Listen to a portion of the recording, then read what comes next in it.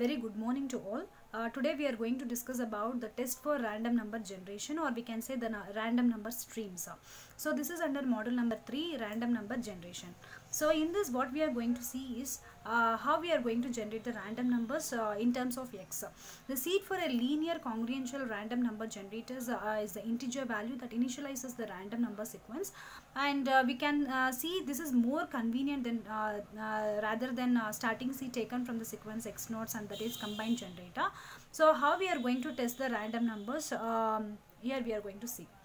So we do have a empirical test, and that is we can say it is a frequency test, and uniformity, compute sample moments, and goodness of fit test. So what is actually the goodness of fit test? In the sense, before going to these kind of types of tests, we need to understand what is goodness of fit test.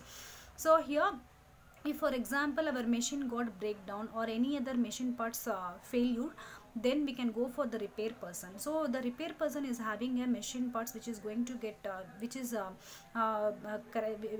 having some kind of resource to fix, and he is having assistance to go through it, and if he is actually helping for the preventive maintenance in that.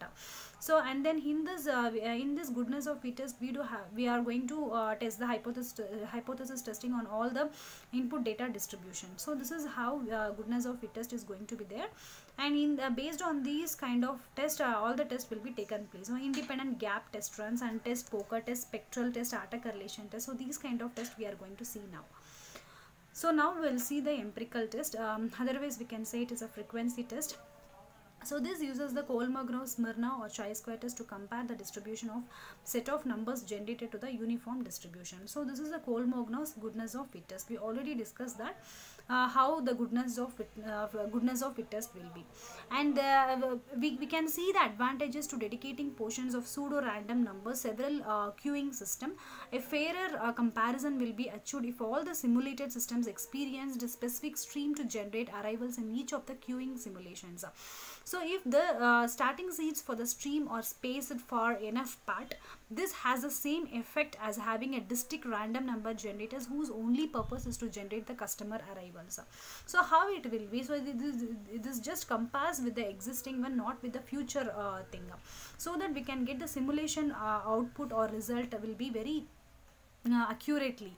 So if any misleading will be there, like inaccurate data or anything like inappropriate information or anything will be there, then it will be easily identified by doing so.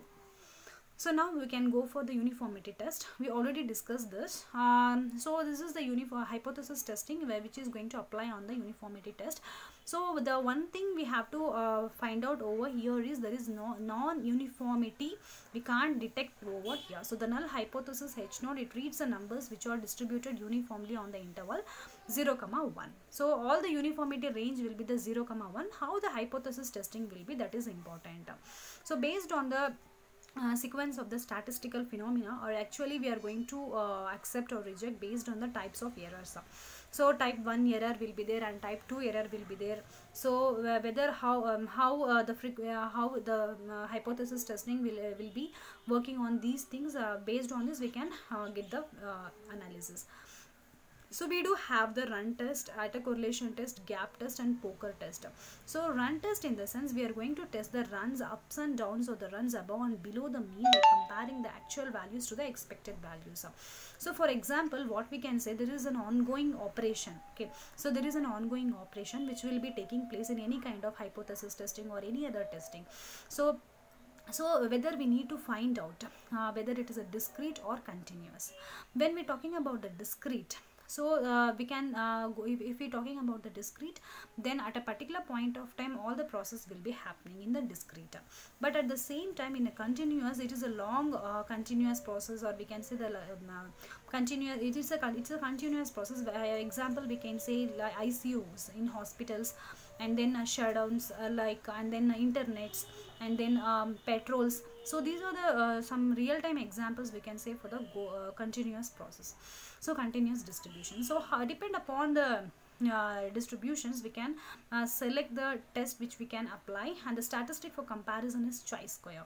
So chi-square, in the sense we are going to compare this with the existing one to get the proper simulation outcome or result, we can say. Now we can go for the autocorrelation test. So this tests the correlation between the numbers and compares the sample correlation to the expected correlation to be 0. So this is the main difference between the frequency test and the autocorrelation test. So now we can go for gap test. So gap test in the sense, so we are continuously we are counting the number of digits in between the repetitions of a particular digit. If there is any gap found, so that what we can go over, what we have to do is we have to test, we can use the Kolmogorov-Smirnov test or any kind of chi-square test. We can just to compare with the expected number of gaps, so that we can easily find out the gaps and we can fill the expected digits in between that. So now it is a poker test. It treats number group together as a poker hand. Then the hands obtained or compared to what is expected using the chi-square test. So normally random numbers will be at 30, and so we can use any kind of test and we can apply.